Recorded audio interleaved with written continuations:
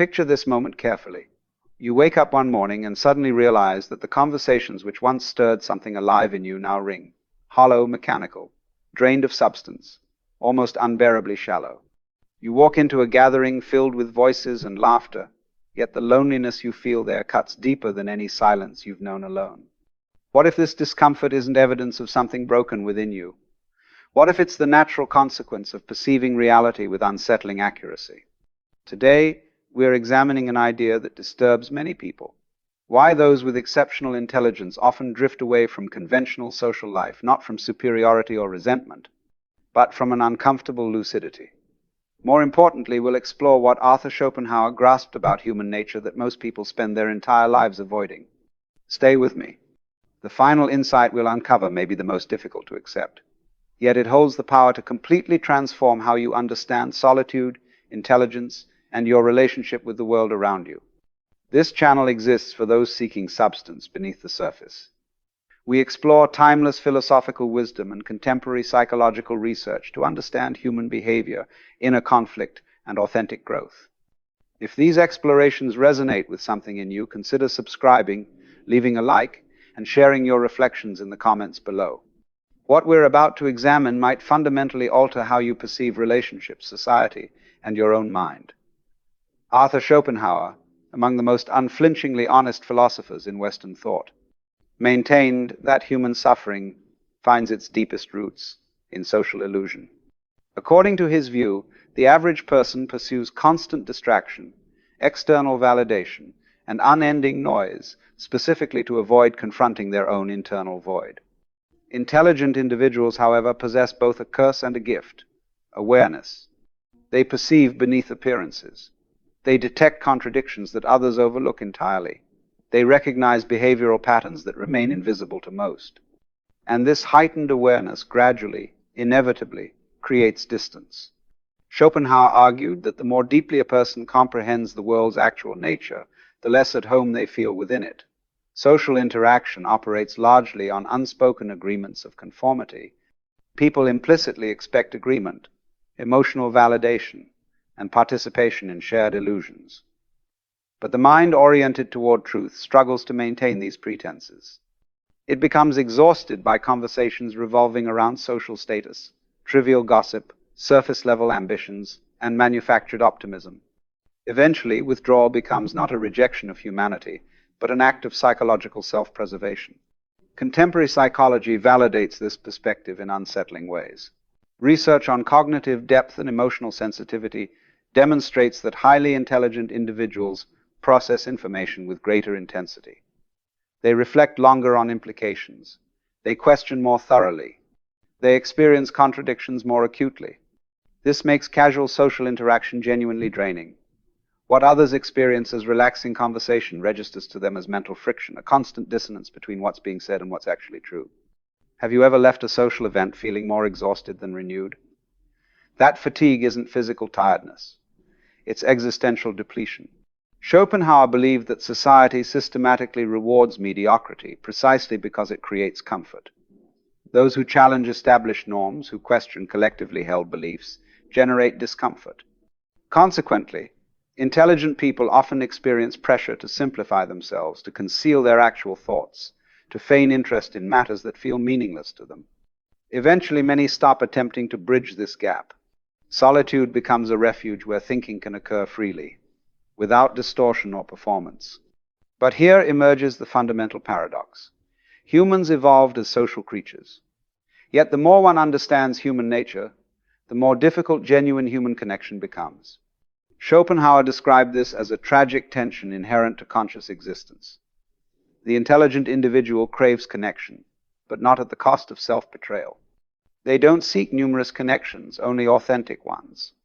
And those are extraordinarily rare. This raises an uncomfortable question for you to consider. Do you sometimes feel misunderstood, not because you fail to articulate yourself clearly, but because others aren't willing to look beyond their comfortable assumptions? Do you occasionally sense yourself standing alone in a crowd, watching conversations unfold on a level that no longer satisfies your need for depth? Schopenhauer warned explicitly that intelligence doesn't generate happiness. It generates clarity. and clarity frequently reveals truths that prove difficult to live with comfortably. One such truth: most relationships operate transactionally, driven by unmet needs, fear of aloneness, or social expectation rather than genuine resonance. When you no longer require these things, the entire structure collapses. Yet this isn't the conclusion of the story. Withdrawal doesn't necessarily equal isolation. There exists a profound difference between these states. Solitude can become fertile ground for creativity, self-knowledge, and inner freedom. Many of history's most influential thinkers, artists, and innovators lived largely in solitude, not because they despised humanity, but because they valued truth more than comfort. Before we continue, reflect on this question. Are you distancing yourself from others because something in you is damaged, or because you are awakening to something deeper than surface-level existence permits? What if solitude isn't punishment, but a threshold to a different kind of life? If you're finding value in these reflections, I want to share something with you. I've written an ebook called Beyond the Shadow that explores Carl Jung's core psychological concepts in depth. It's designed for those who want to understand the unconscious mind, shadow integration, and the process of individuation. If you're serious about this inner work, you'll find the link in the description below. It's a resource I created specifically for people on this path. Modern society intensifies everything Schopenhauer warned about, but with technological acceleration he couldn't have imagined. In previous eras, social pressure existed primarily in physical spaces, your village, your workplace, your immediate community. Today it follows you everywhere. Screens demand attention constantly. Opinions flow endlessly. Performance receives immediate reward. For the mind oriented toward depth, this environment becomes almost unbearable. Social existence is no longer simply about being present with others. It's about being perpetually visible, consistently agreeable, and endlessly responsive. Silence gets interpreted as absence. Depth gets mistaken for negativity. Reflection gets viewed as weakness. Highly intelligent people often sense intuitively that contemporary social life isn't structured for truth, it's engineered for stimulation. Conversations grow shorter. Attention fragments further. People speak not to understand, but to be noticed, to have their presence validated through reactions. This creates a profound mismatch between what the intelligent mind seeks and what modern social structures provide. The intelligent mind craves coherence, meaning, and depth. Modern social platforms thrive on speed, novelty, and surface-level emotional reactions. Over time, this mismatch doesn't just create discomfort, it creates alienation at the deepest level. Digital connection promises intimacy, but frequently delivers its opposite. You're surrounded by voices, yet rarely genuinely heard. You're exposed to countless opinions, yet meaningful dialogue becomes increasingly rare. For someone operating with depth, this constant noise doesn't register as connection. It registers as erosion. Each interaction extracts something rather than contributing something meaningful. Withdrawal then becomes an act of mental hygiene necessary for psychological survival. Psychologically, this aligns with what researchers identify as cognitive overstimulation. Intelligent individuals demonstrate higher sensitivity to information overload.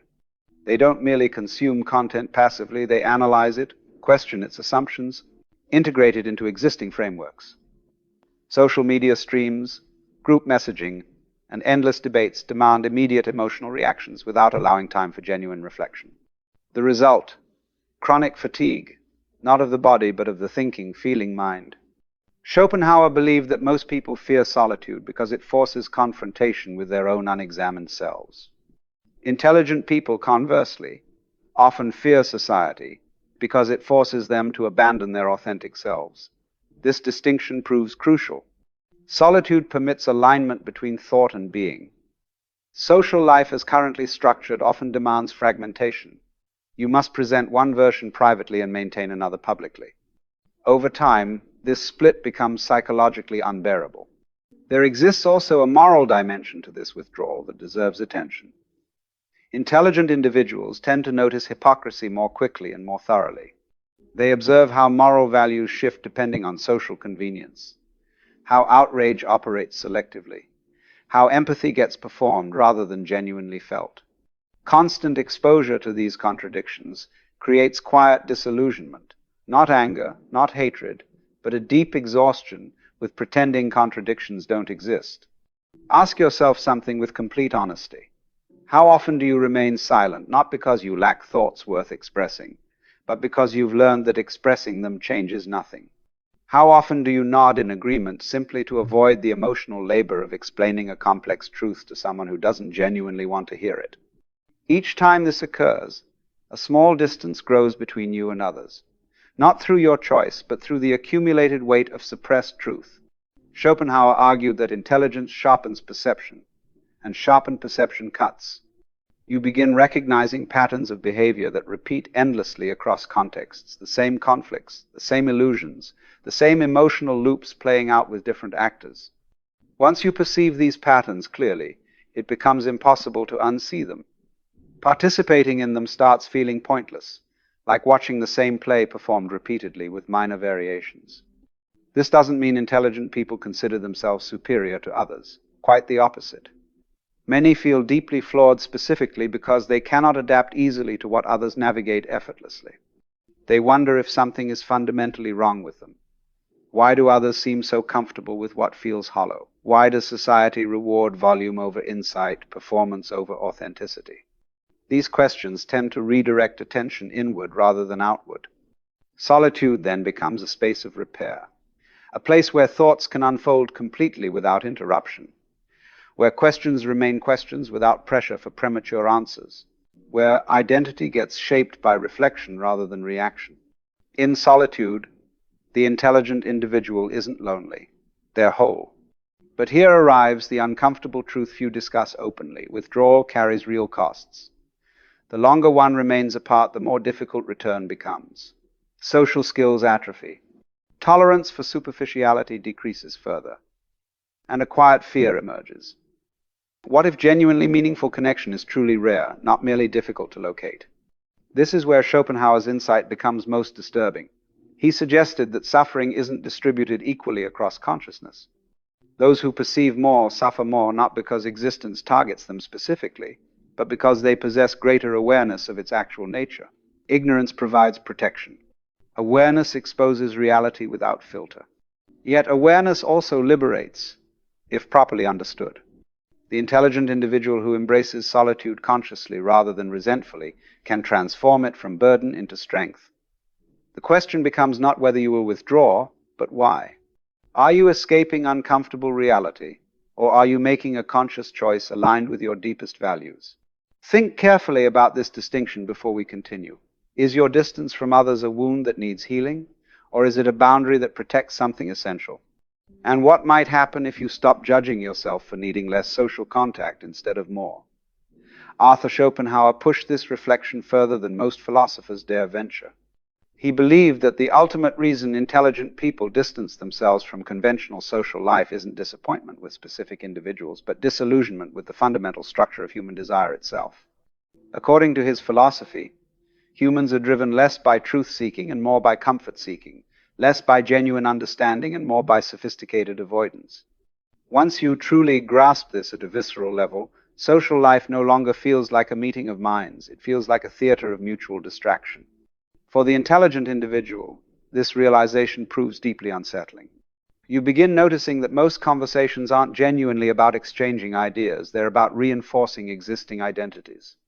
People speak to confirm who they believe themselves to be, not to discover what might actually be true. When you challenge these self-narratives, even gently with good intentions, you get perceived as threatening.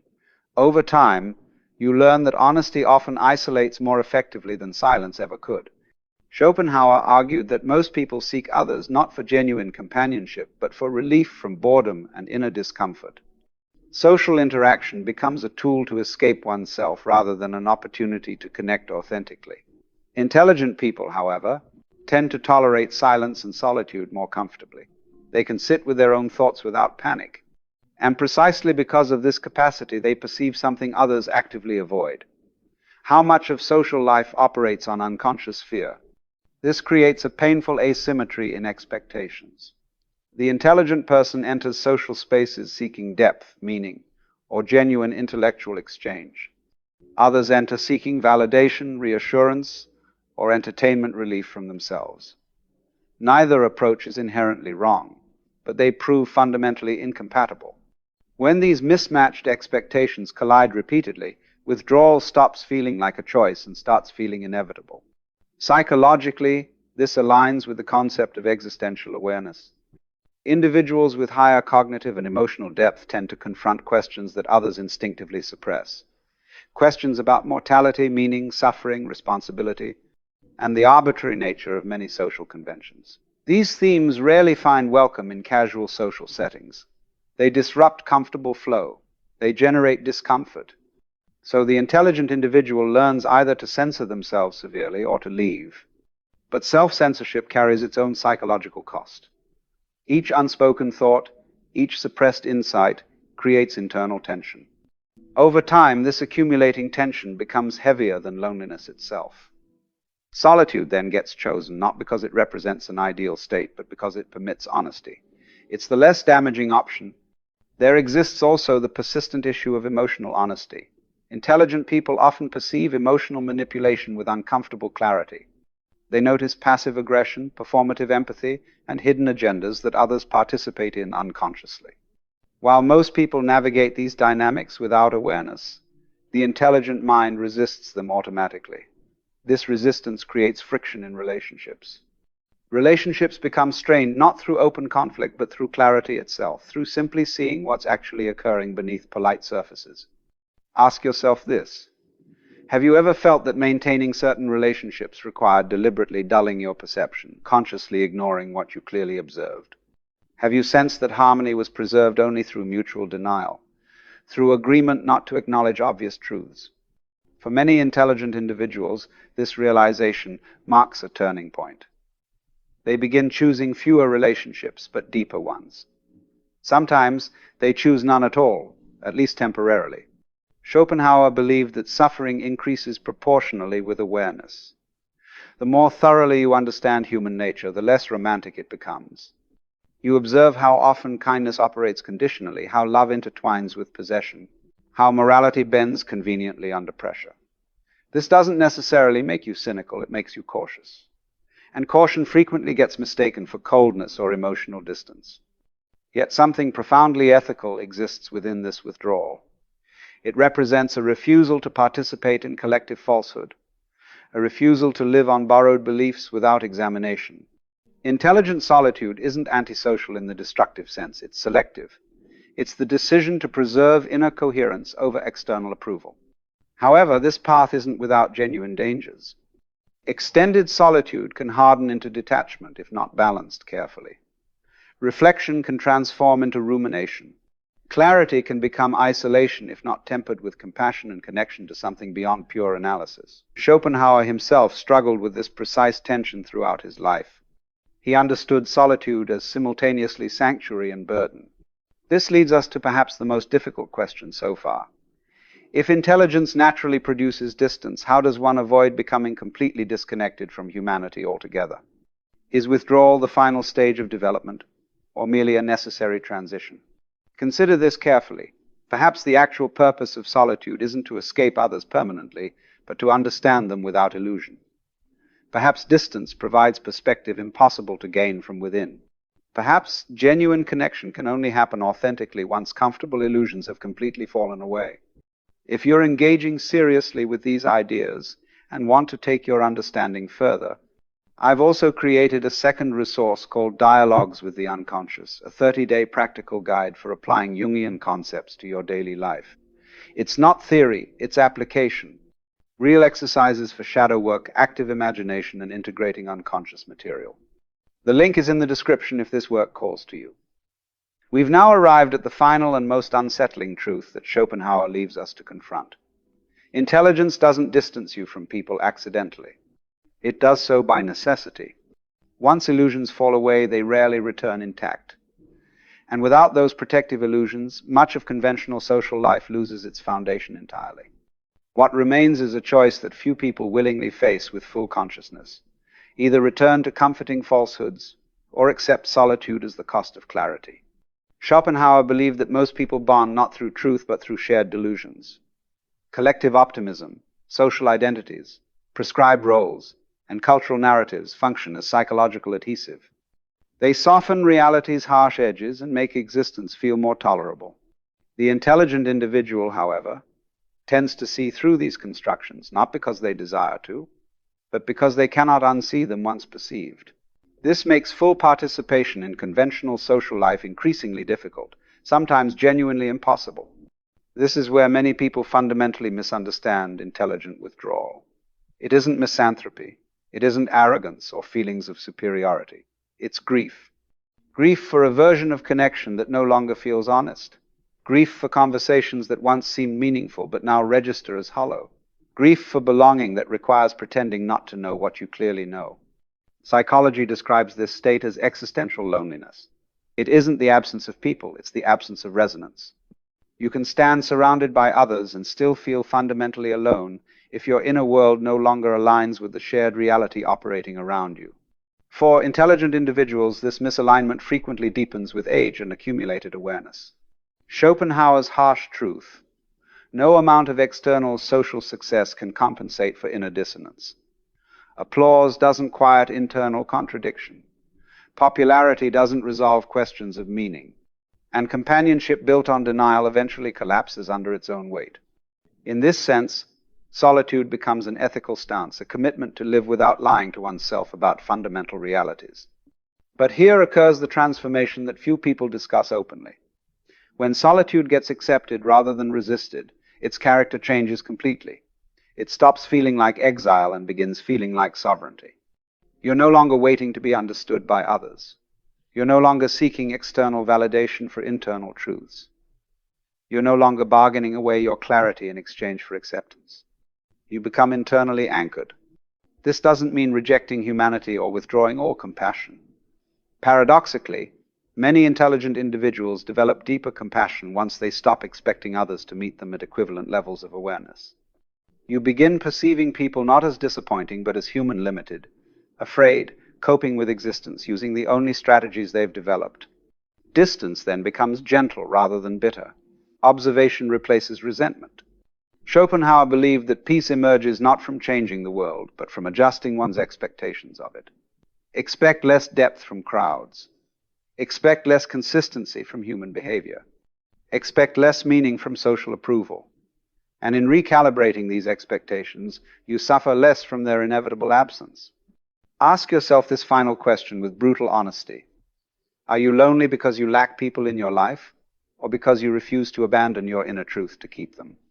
And if solitude protects that truth, is it genuinely something to fear? The intelligent path isn't easier. It offers no guarantees of happiness or comfort.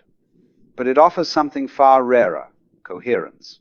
A life where your inner world and outer choices actually align. Where silence isn't emptiness but spaciousness. Where being alone isn't failure but a form of integrity. Schopenhauer never promised comfort to those who think deeply. He offered clarity instead. And clarity demands courage, the courage to stand apart without resentment, the courage to think without applause, the courage to accept that depth often walks a quieter road than most people travel. Perhaps the goal was never to belong everywhere. Perhaps it was to belong fully to yourself. There exists one final layer to this reflection that deserves attention, because it reframes everything explored so far. When intelligent people step away from conventional social life, they're frequently accused of being detached, cold, or emotionally distant. But what rarely gets understood is that this distance often originates from excessive sensitivity, not from any lack of feeling. The intelligent mind doesn't feel less than others, it feels more. And feeling more deeply in a world that rarely slows down to properly process emotion can prove genuinely overwhelming. Schopenhauer understood that awareness amplifies every experience. Joy becomes sharper, but so does disappointment. Empathy deepens, but so does disillusionment. When you naturally perceive subtleties in tone, intention, and contradiction that others miss entirely, social life can feel emotionally deafening. Silence then becomes not emptiness, but necessary relief. This explains why many intelligent individuals aren't truly antisocial. They're selectively social. They don't reject connection itself. They reject noise masquerading as connection. They're not running away from people. They're protecting their inner equilibrium, their capacity to process experience meaningfully. A single honest conversation can mean more to them than 100 casual interactions. Quality replaces quantity by necessity, not preference. There also exists a hidden strength within this withdrawal that deserves recognition. Distance enables observation. Observation enables understanding. And understanding, when tempered with humility rather than judgment, can mature into wisdom. Many who walk this path eventually re-engage with the world, but differently, less reactive, less needy, less invested in approval or validation. They learn to choose when to enter and when to remain silent. They develop discernment about where their energy goes. Perhaps this offers the most balanced conclusion of all. Intelligence may pull you away from conventional social life for a period, but not necessarily forever. Sometimes withdrawal represents a season, not a permanent sentence. A necessary pause to realign, to shed attachments to shared delusions, to learn how to exist with others without losing yourself in the process. So the question transforms. It's no longer why do intelligent people withdraw, but rather what do they discover in that withdrawal, and how do they return changed? The answer varies for each person. Some find ways to bridge both worlds, maintaining inner truth while engaging selectively with society. Others choose deeper solitude permanently, finding it genuinely preferable. Neither path is superior. Both require courage. What remains constant is this: once you've seen clearly, you cannot unsee. Once you've tasted genuine solitude, free from self-betrayal, superficial connection loses its appeal. The question becomes not whether you're alone, but whether you're free. And freedom, as Schopenhauer knew, often looks like loneliness to those who've never experienced it. If these reflections have stirred something in you, I encourage you to continue this exploration. Subscribe to this channel for more deep dives into philosophy, psychology, and the human condition. Share this video with someone who might need to hear it. And leave your thoughts in the comments. I genuinely want to know how this lands with you. Check out Beyond the Shadow and Dialogues with the Unconscious if you're ready to go deeper into Jungian psychology and practical self-exploration. Links are in the description. Remember, your solitude might not be loneliness. It might be clarity. And clarity, however uncomfortable, remains the foundation of any authentic life. Thank you for walking this path with me today. Until next time,